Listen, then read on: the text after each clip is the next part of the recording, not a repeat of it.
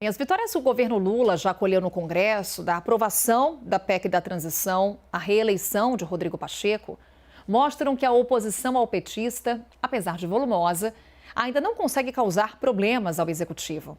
A reportagem é da Juliana Lopes.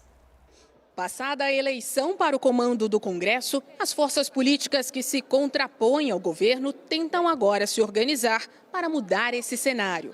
Porém, faltam lideranças claras e com poder aglutinador que consigam antagonizar com Lula e ainda construir alternativas às eleições municipais de 2024 e nacionais de 2026. Me parece que o desafio fundamental é de articulação política, ou seja, né, a oposição, por definição, é minoritária e, portanto, para ela conseguir se contrapor às medidas que o governo vem a trazer para o debate público, ela precisa encontrar apoio em partidos que não se declaram formalmente na oposição, mas que tampouco estão presentes na base aliada. Políticos bolsonaristas apostavam todas as fichas na eleição de Rogério Marinho no Senado.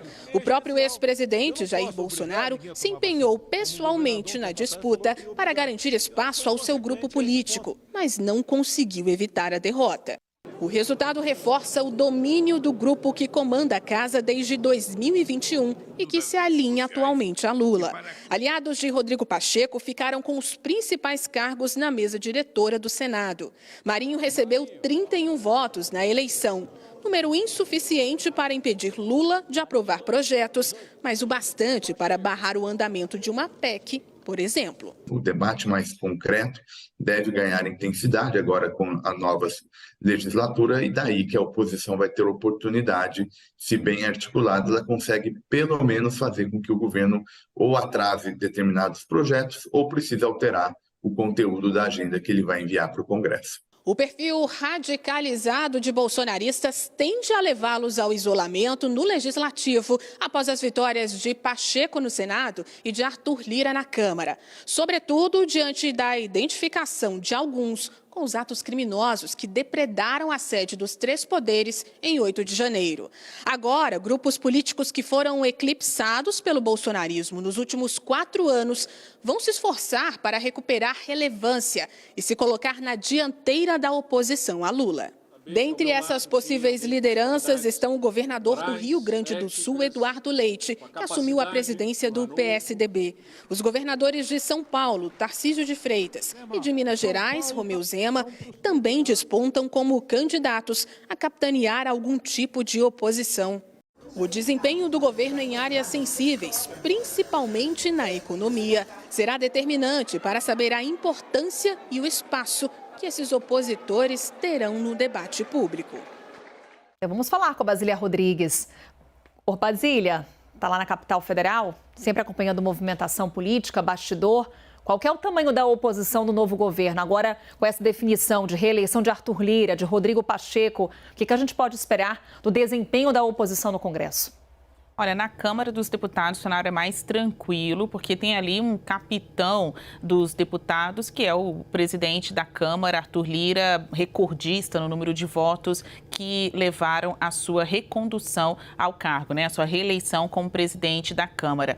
Ele conseguiu um trunfo histórico, não só pela quantidade de votos, mas também de unir opositores em torno da sua estabilidade no cargo, a sua permanência no cargo. Então, você teve tanto parlamentares do PT de Lula quanto deputados do PL de Bolsonaro votando em um mesmo candidato para a presidência da Câmara. Então, por ali, Lira é considerado um pêndulo, né, em que consegue equilibrar essas forças. Ele foi o vitorioso, mais bem votado por diversos parlamentares e tem ali nas principais cadeiras, os principais cargos da mesa diretora, representantes de partidos que até poucos meses atrás estavam na base de sustentação de Bolsonaro. Então, sai Bolsonaro, ficam os partidos que estavam nesse navio antigo sem querer perder o poder. Então, a gente tem republicanos, PL e o Progressistas ali na cabeça do Congresso, junto com Arthur Lira, num comando de uma das principais casas, casa esta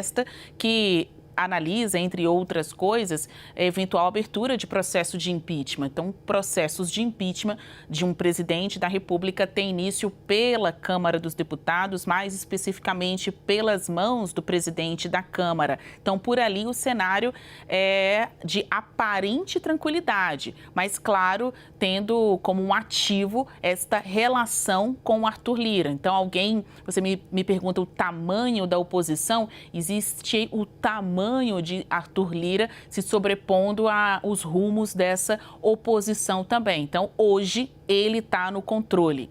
Lá no Senado Federal, Rodrigo Pacheco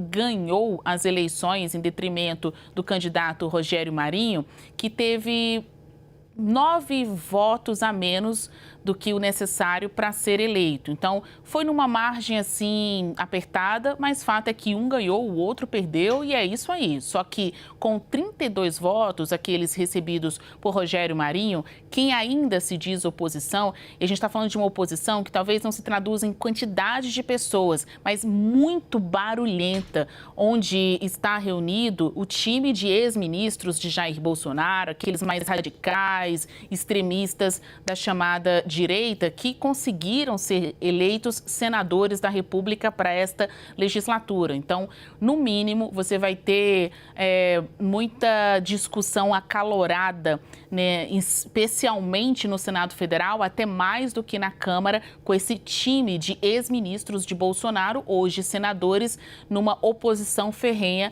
ao presidente Lula. Ainda assim, quando a gente pensa na quantidade de votos de Rogério Marinho, no que isso pode dar? 32 votos lá. Qual o mínimo necessário para a abertura de uma CPI? 27. Se estes barulhentos da oposição no Senado conseguirem segurar no barco pelo menos 27 destes que votaram em Rogério Marinho, já dá até para abrir uma CPI. Ô Basília, a gente aqui falando das pautas que são prioritárias para o governo, há pouco destacávamos a reforma tributária. A intenção de Arthur Lira de já criar um grupo para discutir o assunto, o tema que está ali entre as prioridades do governo Lula nesse momento. Inclusive, tanto o Arthur Lira quanto o Rodrigo Pacheco, quando eles são reeleitos, eles destacam que essa é uma das principais agendas também para o Congresso. A questão é, governo Lula, ministro Haddad, querem essa aprovação da reforma tributária ainda nesse semestre. Dá tempo, Basília?